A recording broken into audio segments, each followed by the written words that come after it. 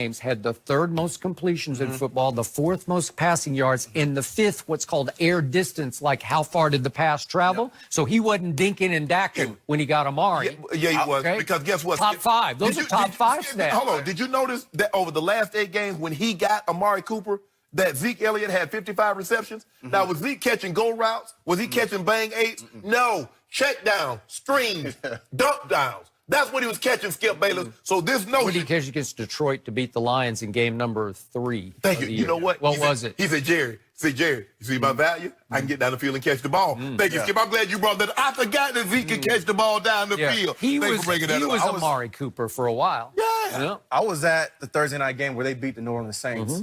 Dak played terrible that game. Terrible. Thank you very much. Dak had a QBR. Do you know QBR? It's scaled 0 to 100. He had a 72 that game, which is really good. He doesn't tell the story. And wait a second. What's the other quarterback's name? Oh, yeah, Drew Brees had a 15. The defense won them that game. The defense won them that game. Dak's completed like 24 of 28. I got it here somewhere. Yeah, here it is. Wait, he's 24 of 28 for 249, 1 touchdown, and no interceptions. And that's terrible? And he also almost cost him the game at the end where he turned had a it fumble over. trying to do too much in the red zone. Oh, so I got to deduct this, Skip. Okay. You know, Jerry's thinking about that, saying you try to do too much. When we put it on your plate, Skip, stop. That was the defensive game. The man scored 13 points. Okay, but Hold on. How you score 13 points if you go 24-28 with 1 touchdown? How you only get 13 points? I don't know. I know. I know when you're dinking and dunking. Oh, really? Yeah. Wait, for 249? That's Check down good. Charlie. Oh, that's pretty good. Dak is interesting. Dak is a 1 to 2 touchdown kind of quarterback. I think that You know what he is? He's a fourth quarter kind of comeback quarterback. He's a That's what 200-yard he is. quarterback. He led this league in fourth quarter comebacks, game-winning drives over the last 3 years. And this past year, he had 6 of them. 1960s, 70s, 200 yards, 180, 200 yards with a gold standard. That would have been elite.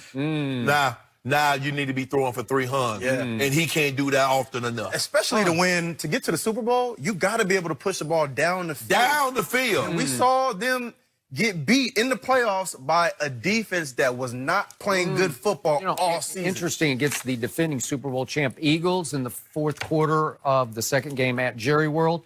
Dak Prescott in the fourth quarter and overtime threw for 243. Is that good? I want you to have that same 17 to 20. 3 touchdowns and no interceptions. I want you to have that. But he can't throw a lick. I want you How to did have he do that? He only had 2 games. He only had 2 games all season last year where he threw over 2 touchdowns.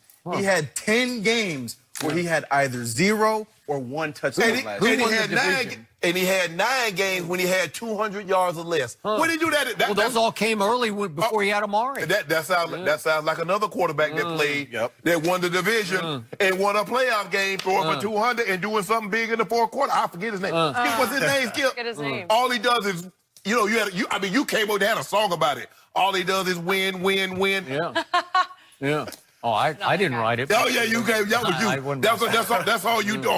All he does is win. All he does is win. That won an award. I think that won the Webby that year. the last point I want to make real quick that I think people are forgetting is that Kellen Moore, this is his first year calling plays. Love it. Fair. Jerry Jones is putting a lot of trust and faith into a rookie play caller. I'm good. If this thing does not work out, because there's no guarantee this is going to work out. I played with Kellen Moore just a couple years ago. I know. So I thought he got the job kind of quick. So if this thing don't work out, Where you played with him in week 2, week 3, you were, was it Detroit. Detroit, yeah. Detroit. And you hope he called plays better than he played. Those first 3 games are winnable. Wait, do you have to be able to play quarterback to call plays? Skip, all I said was, I hope he called plays better than what he played. Was Josh McDaniels an all-pro? Oh, my God. I don't remember. Help me out. Either way. Was Gary Kubiak a great player? Did you see? Hold on. Did you see Josh McDaniels without Tom Brady? I remember he was the head coach in Denver, and I remember he was the offensive coordinator at the Rams. Look good. All I'm saying, that's all I know. I don't know anything else about Josh McDaniels. I don't know Josh McDaniels and breast just so Wahoo McDaniel. Wahoo McDaniel played for the Broncos. Yeah. But anyway, Skip, stop it. So when you talk about Josh McDaniels, you got to put him in a vacuum. That Tom Brady vacuum. Kellen Moore is going to change life. I really hope he does. Change There's life. no guarantee it's going to work out. Without Zeke Elliott, he ain't changing nobody's life. I tell you what, without Zeke Elliott, he's going to be changing addresses. Because he's about to get up out of Dallas. Well, he's got Tony Pollard. Okay. Okay. Here we go. Just do it so well. You bring up some great points, Reggie. Thank you for joining us. Are the Cowboys ready for a big fall this season? Are they going down? Sorry, Skip. We are still talking about it. We'll tell you next. Yep.